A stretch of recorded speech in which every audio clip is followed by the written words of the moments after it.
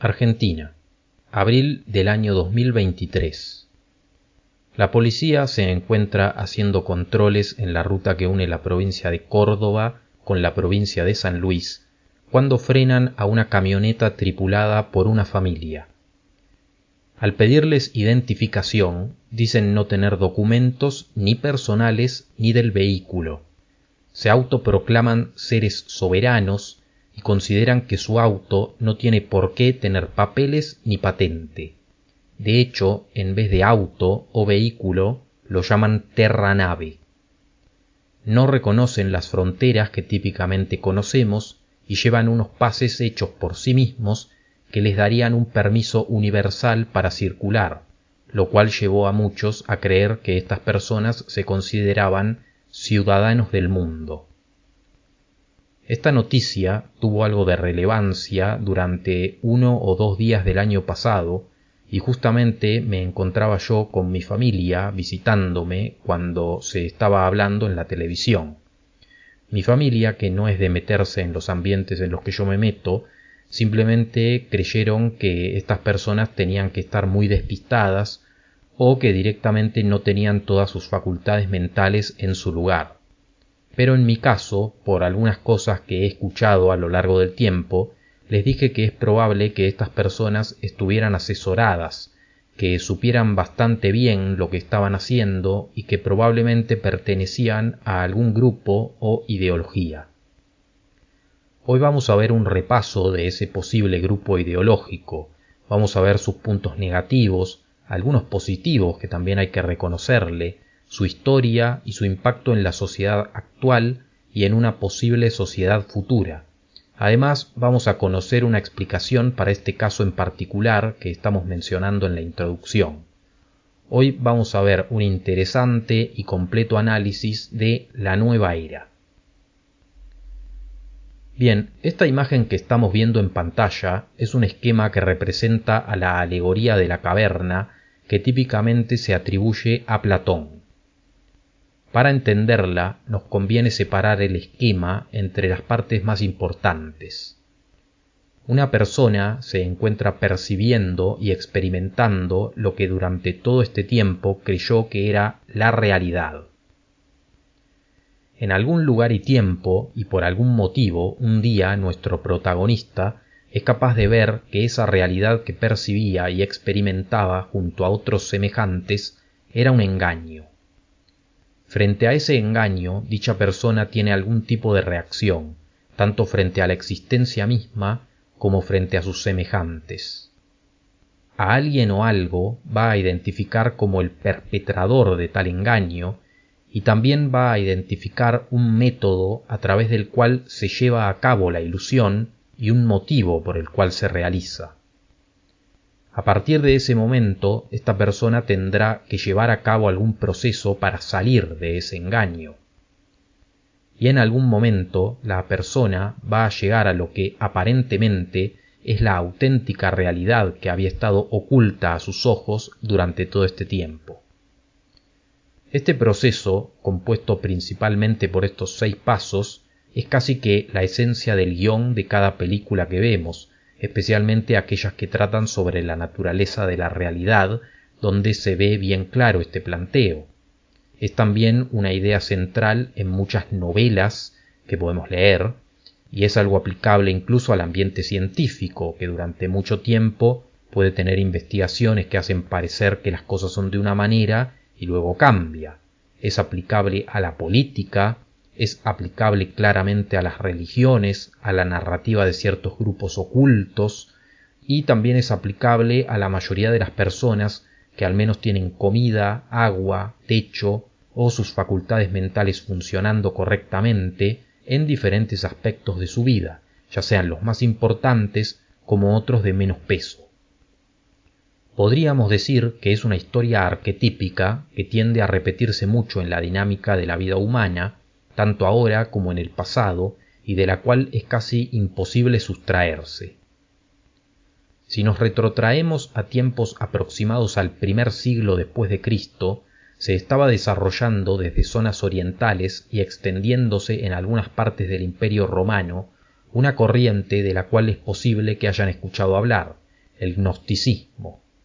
Y esta corriente, correspondiéndose con lo mencionado antes, no era la excepción. También tenía implícito este proceso para salir de la caverna y podríamos decir que llenaba cada uno de los 6 casilleros con sus propias categorías. Una especie de ser manipulador y administrador del mundo material mantenía al ser humano bajo un cierto sufrimiento existencial del cual podíamos liberarnos adquiriendo un conocimiento, la gnosis, el cual solía venir de parte de unos pocos elegidos que entraban en contacto con él y lo transmitían a través de métodos un tanto esotéricos que podían incluir entrar en trance y hacer las veces de oráculo. Así la persona entraba en contacto con esos saberes, cada vez se acercaba más al conocimiento que iba a lograr liberarlo, que en este caso estaba relacionado con salir de la prisión del mundo material. Varias fuentes consultadas identifican que este proceso o tendencia, que muy a grandes rasgos definía las aproximaciones de los gnósticos, es a su vez la columna vertebral de lo que hoy por hoy llamamos Nueva Era, o dicho de otra forma, entre estas dos corrientes se comparte esa característica, y este es un punto introductorio muy importante a tener en cuenta para entender el tema de hoy. Pero una pequeña diferencia que mantengo con esas fuentes desde mi canal es que varios intentan trazar una historia constante y progresiva desde ese momento hasta hoy, pudiendo considerar que la historia de la nueva era habría empezado hace casi 2 milenios.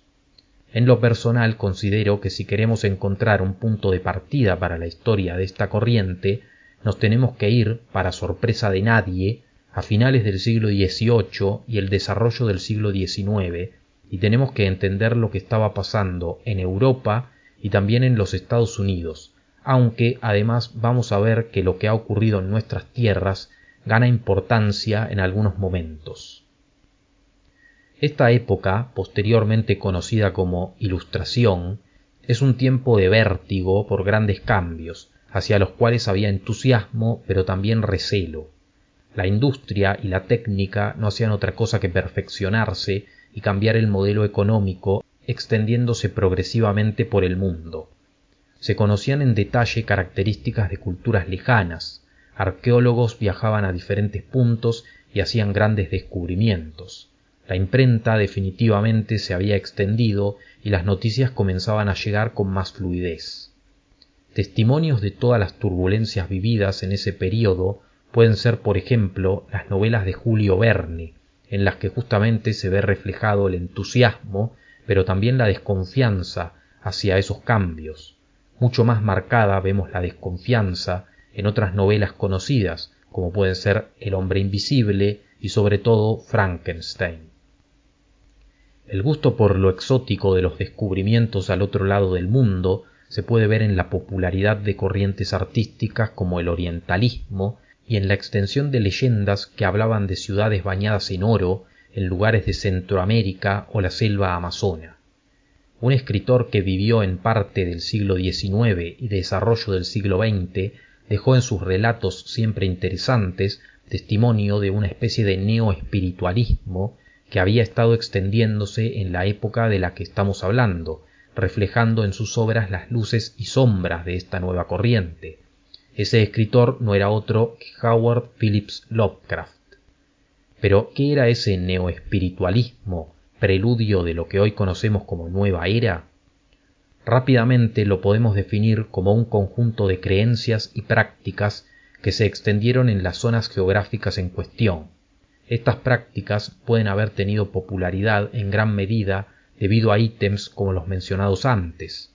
En esta nueva época de la razón y la técnica se suponía que Dios estaba llegando a su fin, pero el corazón del hombre seguía buscando respuestas a sus angustias existenciales, ya sea a través del protestantismo, con el libre examen, el deísmo o el interés por lo oculto. Esto se sumaba a un gusto por lo exótico de las imágenes y relatos que llegaban de zonas lejanas. Además, en los periódicos, que se iban popularizando cada vez más, hubo una democratización de la escritura que permitió, entre otras cosas importantes, la publicación de anuncios incluso por los propios vecinos, lo cual le daba la posibilidad a alguien que realizaba cierto tipo de prácticas de tener presencia y publicidad, y no hay que descartar que varias de esas prácticas hayan sido posibles precisamente gracias a avances técnicos. Uno de los primeros casos concretos que podríamos mencionar sería el espiritismo. Los espiritistas se juntaban a hacer sesiones en las que se suponía que, inevitablemente, se contactaban y comunicaban con los difuntos. Para tener ese contacto, alguien hacía de medium, y en ocasiones las respuestas llegaban además a través de golpes en otros sectores del ambiente, ruidos o señales. Sin descartar la posibilidad de que esos mediums realmente vivieran algún tipo de trance en el que daban algún mensaje, es de suponer, de todas formas, que en ese momento se usaran trucos para impresionar que llegaban de la mano de nuevas técnicas.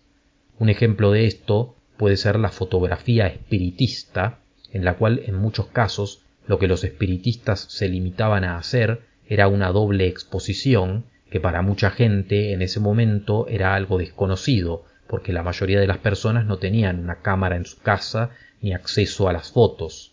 Podían caer en los trucos de la misma forma que nosotros, hoy por hoy, podemos creer que ciertas imágenes hechas con inteligencia artificial son realmente fotos. Ahora, ¿significa esto que todos los casos de fotos en las que se ve algo raro, ya sea por parte de espiritistas o también otras fuentes, son falsas? Bueno, claramente no. No podemos descartar fenómenos paranormales o sobrenaturales, pero sí que podemos criticar un elemento que ya estaba presente en el gnosticismo y fue continuado por este neoespiritualismo hasta llegar a nuestros días, y es la creencia dependiente en fenómenos extraños no comprobables como base sobre la cual apoyar su sistema de creencias. Esta gnosis, en ese sentido, tiene en su núcleo una ironía muy grande, porque su traducción literal puede ser entendida como conocimiento, y su ansia de encontrar saberes que esclarezcan la vida humana puede ser válida, pero su forma de obtener esos conocimientos, dependiendo de estos fenómenos paranormales, médiums que entran en trances y situaciones por el estilo, se repite constantemente y es totalmente débil como base.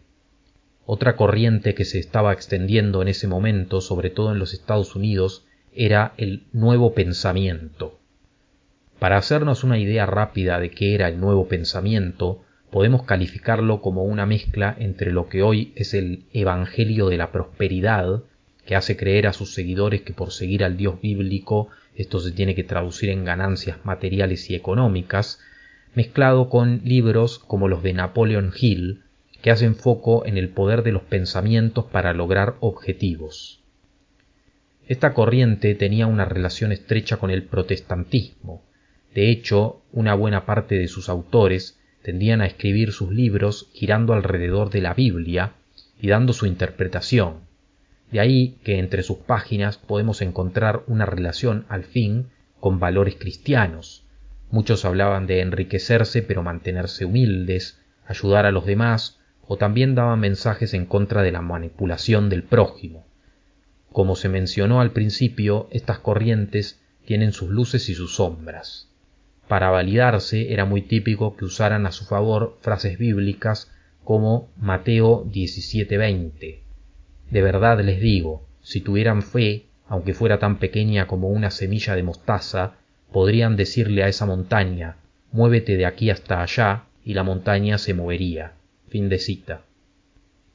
Esto es una constante que continúa todavía hasta hoy en ramas de la nueva era, como por ejemplo aquella donde profundizan en la ley de atracción, que suele ser la puerta de entrada para todas las otras ramas. El nuevo pensamiento, en definitiva, ofrecía una interpretación bíblica en clave mentalista que se presentaba como instrumento para conseguir objetivos, especialmente económicos. Durante el desarrollo del siglo XIX también entró en juego otra corriente indispensable para entender las corrientes actuales. Estamos hablando de la teosofía. Esta corriente tuvo como protagonista principalmente a Madame Blavatsky, quien, cumpliendo un patrón que mencionamos antes, colocaba como fuente de sus conocimientos el haber vivido experiencias que para la mayoría de sus seguidores eran incomprobables. La teosofía buscaba ir más allá de las corrientes religiosas que habían llegado a la modernidad, autoproclamándose conocedores de una verdad que las unía a todas.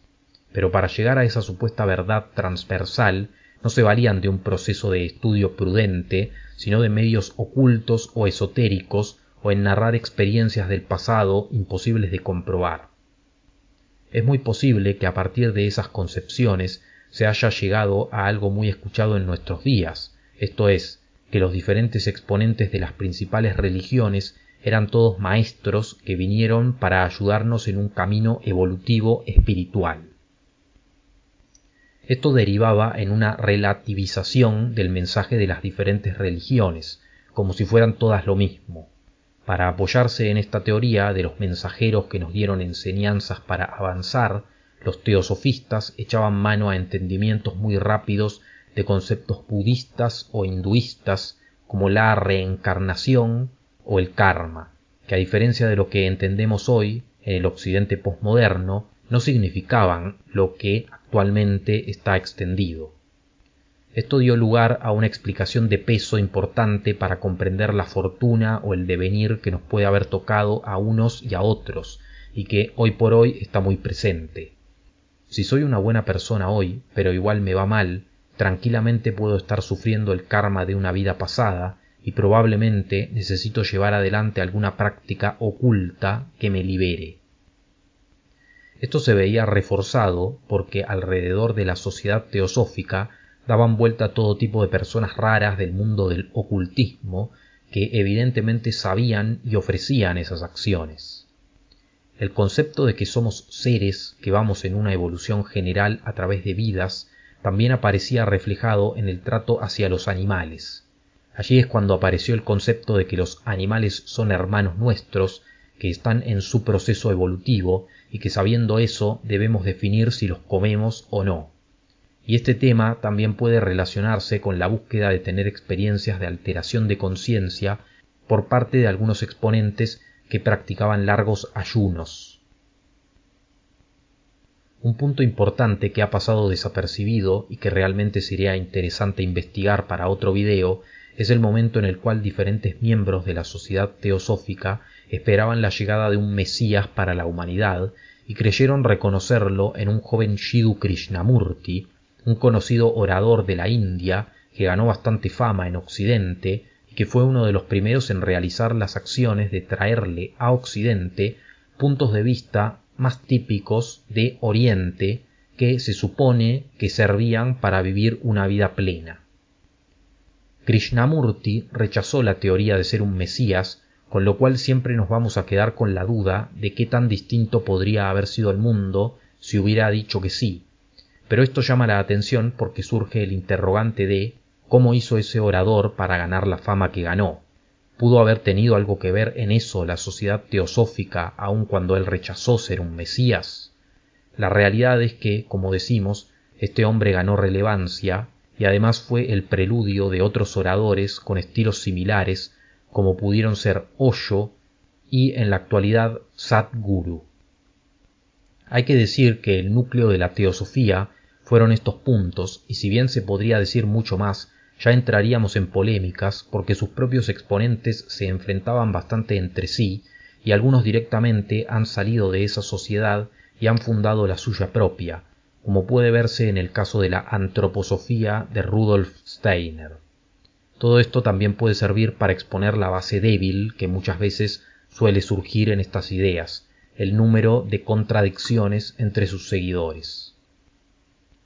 Algo que también nos puede servir para entender lo que llega a la actualidad puede estar presente cuando también a finales del siglo XVIII y desarrollo del siglo XIX surgió el mesmerismo. Básicamente podemos decir que Mesmer intentaba sanar pacientes utilizando propiedades supuestamente magnéticas que se decía que alteraban fluidos dentro del cuerpo. Algunas sanaciones ocurrieron, pero no se pudo comprobar científicamente que haya sido por los métodos de Mesmer. Alrededor de ese punto se puede notar un tema interesante, porque, bueno, Todos podemos enfermarnos en algún momento y sabemos que hay temas frente a los cuales la ciencia oficial no ha conseguido curas, lo cual lleva a las personas a buscar caminos alternativos. Este proceso en sí mismo no tendría nada de malo, excepto cuando gente en estado de desesperación es engañada por otros que ofrecen soluciones falsas, cosa que ya ocurría hace 2 siglos y sigue ocurriendo. Por otro lado, no deja de ser curiosa una cierta correspondencia entre la idea de fluidos dentro del cuerpo movidos por algún tipo de magnetismo y la creencia muy firme en la corriente nueva era de energías que pueden ser canalizadas a nuestro favor, entre otras cosas, para sanarnos. Además, también podemos mencionar que en este preludio que se dio durante el siglo XIX, otras corrientes como el ilusionismo, los prestidigitadores o los escapistas estaban presentes. En este caso nos puede servir para captar el espíritu de la época. Había gente que se sentía atraída hacia ese tipo de actos. ¿Qué ocurre a partir del siglo XX? Bueno, es curioso porque en un principio, tal vez mediante cambios tecnológicos, tal vez mediante la llegada de ciertos medios o entretenimientos, o incluso por el incremento en la importancia de temas políticos y económicos, durante todo lo que es la primera mitad del siglo XX, estas corrientes parecen haber perdido fuerza, aunque no desaparecieron, hasta que ocurre un renacimiento, sobre todo a partir de la década de los 60. Los elementos que se entremezclan en la década de los 60 y que son significativos para el tema que estamos analizando son claves. Anteriormente se mencionó que la sociedad teosófica pretendió convertir a Krishnamurti en una especie de mesías mundial, pero él rechazó la opción. Aún así, por motivos en los que habría que profundizar, ganó fama y fue uno de los primeros en traer lo que rápidamente podríamos calificar como enseñanzas orientales a Occidente. También tenemos en cuenta el caso de Osho como muy significativo. Sus libros, que todavía se venden hasta hoy, no fueron escritos por él, sino que son compilaciones de charlas que dio durante décadas. Esto, sumado a su propio punto de vista, daba lugar a incontables contradicciones en su mensaje, incluso dentro de un solo libro, pero sí que hay algunas ideas clave que se pueden sintetizar para explicar su visión. Osho pretendía aflojar la mente calculadora occidental con contradicciones y definiciones difusas y llevar ciertas características occidentales de posesión, humor, cálculo, tecnología, lujo o comodidad a Oriente. De ahí que en sus charlas hubiera muchas contradicciones, como mencioné antes, y al mismo tiempo él se presentara con elementos, atuendos o autos que no encajaban con lo que hasta ese momento era la imagen de un sabio oriental, generalmente preimaginado como alguien humilde y desarraigado. Además era polémico y entre algunas de las experiencias justamente polémicas se puede contar el caso de finales de los 80, cuando intentó fundar una comunidad independiente en el estado de Oregón, teniendo problemas con el gobierno de los Estados Unidos. Otro caso importante en la década de los 60 en adelante fue el del gurú que tuvo encuentros con los Beatles. Esto es significativo porque sabemos que este grupo es considerado probablemente como el más icónico de la historia de la música, y el encuentro de estos artistas con este hombre de la India, sumado a la incorporación de algunas de sus ideas ligadas a la meditación trascendental, pueden haber tenido impacto en toda una juventud muy seguidora de estos músicos y también en otros cantantes de la misma época que lo fueron tomando un poco como forma de vida o también como moda. En su caso, además de popularizar el método de la meditación trascendental en Occidente, también fundó una ciudad en Estados Unidos con urbanismo y arquitectura que aparentemente estaban ligados a sus puntos de vista espirituales. El caso de estos oradores no es simplemente un fenómeno de los años 60, sino que solo tiene un gran impulso a partir de ese momento y continúa todavía hasta el día de hoy, teniendo exponentes como Sadhguru, a quien a nivel personal le veo puntos similares a los de Osho y Krishnamurti. Es un tanto globalista en algunas de sus iniciativas y tengo entendido que se lo ha visto en ciertos foros internacionales. El hecho de que puedan haber tenido incidencia en la llegada de la nueva era, ¿significa que todo lo que dijeron está mal? No, De hecho, personalmente creo que los libros que se han compilado, especialmente cuando son temáticos, pueden ser bastante interesantes y uno se puede encontrar con repasos introductorios hacia temas que no es muy común escuchar. Un ejemplo puede ser un libro en el que se enumeran los libros favoritos de Osho, en el que personalmente me encontré muchos autores y títulos que no conocía.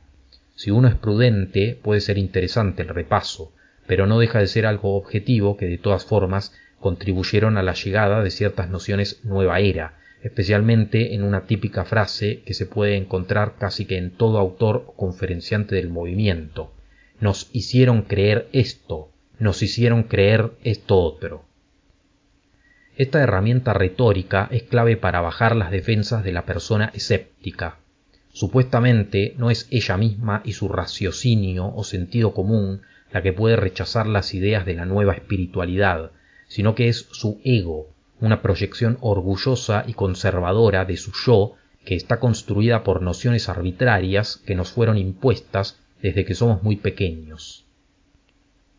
También podemos notar en todo esto una cierta carga de psicoanálisis freudiano en la medida en la que se habla de algo reprimido que debería ser liberado en la mente, y una carga posmoderna puede ser vista cuando se entiende que las nociones que nos reprimen no serían otra cosa que grandes relatos arbitrarios impuestos que hay que disolver para ser libres.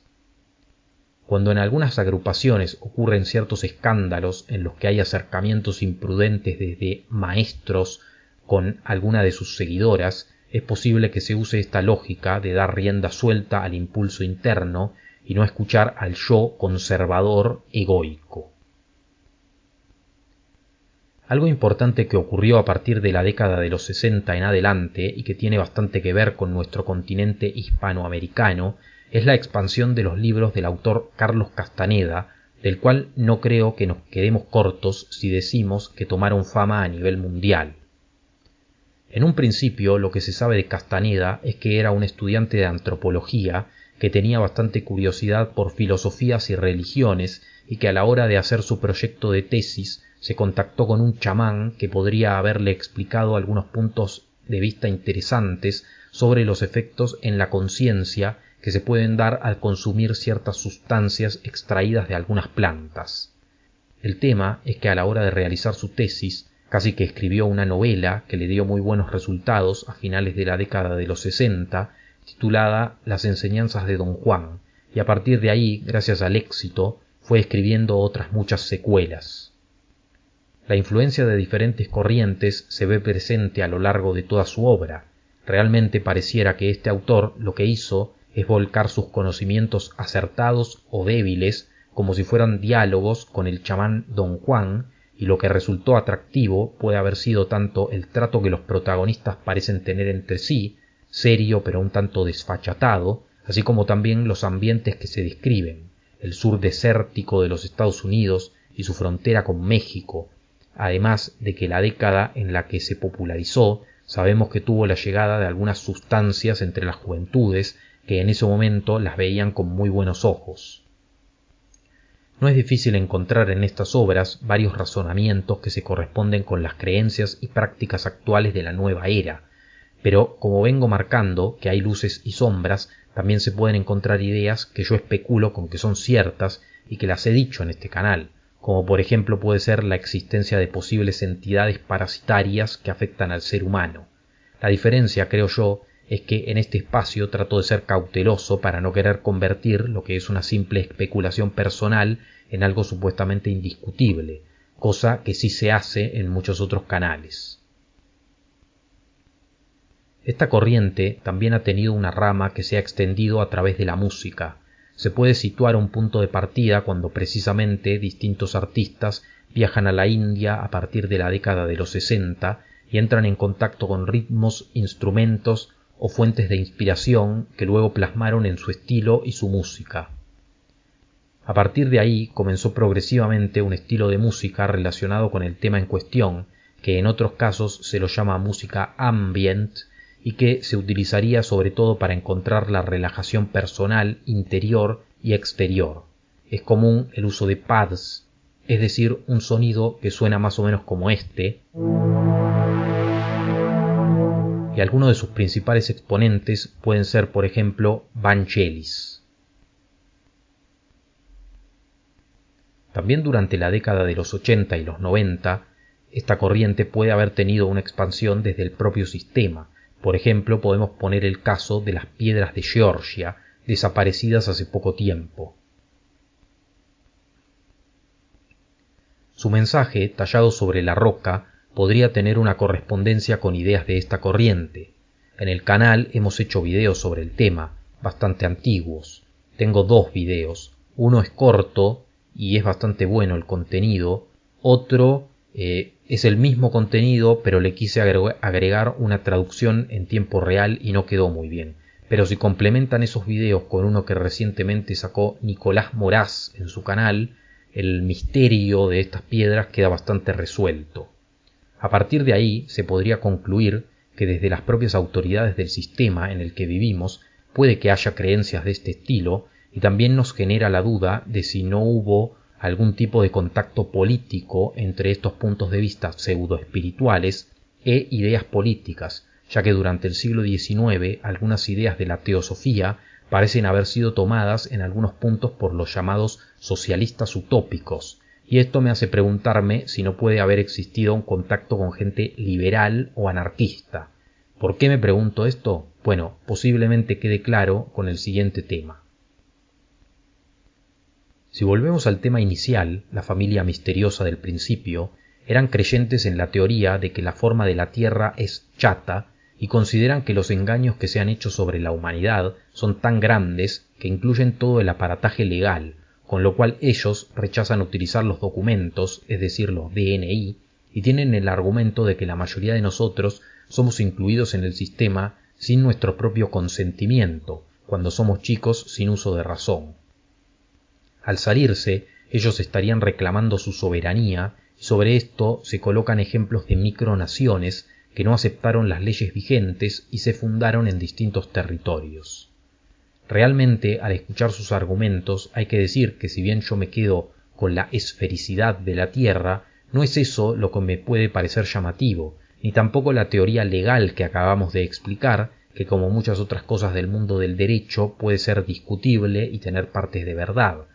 Lo que sí me llamó la atención es que tanto ellos como los ambientes con ideas similares, que además mueven a mucha gente, tienen una enorme carga de contenido y lenguaje nueva era, que sería necesario, según esas ideas, para lograr esa especie de liberación que se busca de los grandes engaños. Y algunos de estos argumentos de salirse del contrato social porque uno no dio su consentimiento y reclamar algo así como la propia soberanía personal me recordó automáticamente a las ideas del anarquista Lysander Spooner, influencia en varios autores libertarios y anarcocapitalistas que en sus distintos libros planteaba ideas similares. De la misma manera, cuando antes se mencionó al monumento de Georgia, hay que decir que todo el proyecto estaba bautizado como un elemento que servía para llegar a una nueva era de la razón, y varios relacionaban esa idea con un libro de Thomas Paine titulado de la misma forma. De ahí mi duda sobre una posible correspondencia con estas ramas políticas que puede quedar para profundizar en un video a futuro. Si vemos esos casos, también puede ocurrir que nos preguntemos ¿qué pasó, por lo menos en las últimas 2 décadas, para que esta corriente tenga fuerza todavía en el día de hoy? Ya de por sí podemos decir que entrar al nuevo milenio puede haber sido una causa para que haya una búsqueda general de ideas alternativas. Tal vez ahora no se explica tanto, pero alrededor de los años 2000 abundaban, incluso entre personas famosas, las teorías de que al llegar a ese año ocurriría el fin del mundo. Poco tiempo después, en el mundo de los entretenimientos, hubo una influencia grande sobre la población. En España, en general, han tenido periodistas e investigadores de calidad que han influenciado para bien a las siguientes generaciones alrededor del tema misterios o enigmas.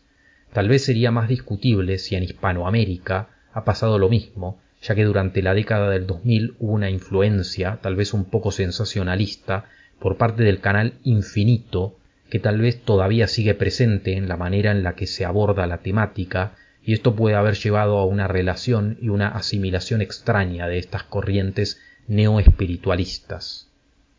Desde finales de esa década y todavía llegando a día de hoy, otro entretenimiento que puede haber sido un camino de llegada a estas ideas puede haber sido Alienígenas Ancestrales, que no deja de ser un programa curioso en el que se pueden mencionar casos, autores o libros no conocidos que pueden tener información interesante, pero al mismo tiempo ocurre que muchas personas, sin darse cuenta, han tomado un razonamiento relacionado con la nueva era. Alrededor del año 2012, por ejemplo, se creía que podía ocurrir algún tipo de cambio o un final de la humanidad, basándose en un conocimiento que siempre era presentado como sabiduría ancestral de los mayas, y hay quienes creían que algún tipo de federación galáctica o grupo manejado por un tal Ashtar podía venir a salvarnos. Todo esto no deja de estar relacionado con ideas de seres evolucionados que nos ven desde otros planetas y constelaciones y que en la mayoría de los casos se piensa que quieren nuestro bien. Otra fuente desde la cual ocurre literalmente influencia es con los divulgadores del ASMR. En principio, los videos de ASMR no tienen nada de negativo, son simples videos para relajarse en donde se hacen movimientos suaves, susurros o sonidos para generar una especie de escalofrío relajante, pero sí que hay que decir que son muchos creadores jóvenes que a su vez llegan por lo general a una audiencia joven y entre sus técnicas de relajación no dejan de introducir, al menos de nombre, técnicas orientales que supuestamente contribuyen a esa relajación y sus mismos espacios suelen estar decorados con elementos que también hacen referencia a elementos orientales. Esto es llamativo porque esta corriente de la que estamos hablando, en el curso de los últimos 20 años al menos, pasó de ser algo que generaba sobre todo el interés de personas adultas, tal vez de más de 50 años, a algo que es bien visto entre jóvenes. Testimonio de esto puede ser la cercanía de ciertos sectores hipsters progresistas con algunos métodos de adivinación. Pero todos estos grupos llegan en definitiva a estas ideas por sentir un vacío existencial producto de un modelo de vida desacralizado, una educación y cultura endebles que permiten que ideas de supuesta sabiduría oriental se impongan y se acepten sin ser cuestionadas, y un modelo social, político y económico que no hace más que estresar a los habitantes, los cuales, en su desesperación, no ven otra salida más que buscar la ayuda engañosa de quienes ofrecen estos recursos. Además, en ciertos momentos críticos esto se agrava, por ejemplo durante el 2020, con todo lo que ya sabemos que pasó, hubo una oleada hacia este tipo de ideas, y un ejemplo concreto puede ser todo el movimiento de Internet que ocurrió y en realidad todavía continúa alrededor del expresidente de los Estados Unidos, un personaje conocido como el chamán de los incidentes de enero en el Capitolio. Tomó bastante fama por esos sucesos y cuando recientemente lo entrevistaron se podía ver que tenía una influencia nueva era bastante importante en sus puntos de vista que lo llevaron a estar ahí. Entonces, si tuviéramos que hacer una recapitulación general después de haber hecho todo este recorrido y si intentamos responder las preguntas que planteamos, cuáles son sus verdaderos alcances y si va a ser algo oficial en el futuro, podemos decir: la nueva era es un movimiento heterogéneo, de creencias y prácticas que se proyectan como capaces de brindar relajación, conocimientos, abundancia, sanación, liberación o paz mental a cada individuo y por añadidura también se lo brindarían al mundo. Un denominador común entre las creencias puede ser la consideración de que la mente tiene un poder oculto que tenemos que liberar, pero a medida que crecíamos nos hicieron creer que somos esto y aquello, nos atraparon en nuestro ego, nos engañaron con todo un sistema hecho para cortarnos las alas y nosotros, creyéndonos esta puesta en escena, colaboramos en nuestro malestar. A medida que profundizamos en estas creencias, tendríamos más control sobre nuestra mente, lo cual implicaría ser más profundos espiritualmente y además abandonaríamos las viejas ataduras que las instituciones nos han hecho, especialmente la atadura católica. Los diferentes exponentes centrales de las religiones conocidas no habrían sido más que maestros que en diferentes tiempos vinieron a enseñar algo sencillo y concreto, que el amor es lo más esencial, que tenemos que evolucionar y que esto nos liberaría. Esto sería una sabiduría ancestral que valida a los múltiples autores actuales, quienes se pusieron en contacto con estos conocimientos. Las instituciones religiosas a lo largo del tiempo habrían perdido el norte y hoy serían algo pasado, de lo que nos tendríamos que deshacer. Pero hay muchas personas a las que este simple control mental no les va a funcionar para mejorar su vida.